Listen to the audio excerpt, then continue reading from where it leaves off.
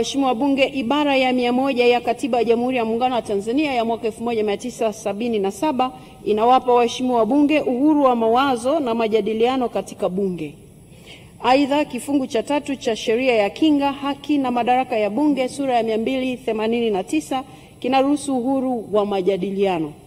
Pamoja na masharti ya katiba na sheria, kanuni za Bunge zimeweka kanuni kuhusu majadiliano, hasa kanuni ya 71 ya kanuni za kudumu za Bunge.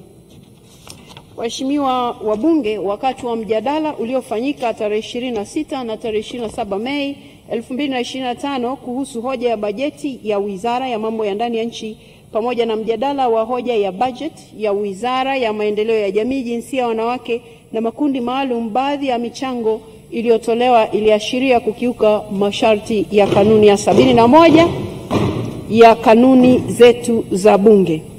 Waheshimiwa wabunge, kwa kusema hayo, nitumie fursa hii kuwakumbusha kuwa mnapaswa kuzingatia matakwa ya katiba, sheria, lakini na kanuni zetu za Bunge wakati wa mijadala bungeni.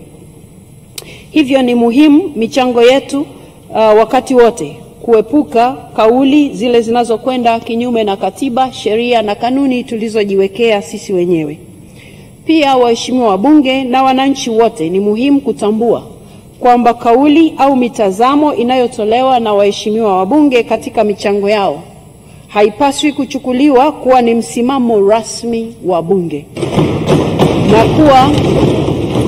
na kuwa kauli ya Bunge la Jamhuri ya Muungano wa Tanzania.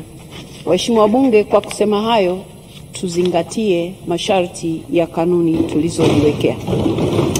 Baada ya kusema hayo, waheshimiwa wabunge, basi niwashukuru kwa uvumilivu, maana tumeongeza muda mrefu kidogo leo, lakini wote mmevumilia, mko hapa, asanteni sana. Sasa naahirisha shughuli za Bunge mpaka kesho saa 3 kamili asubuhi.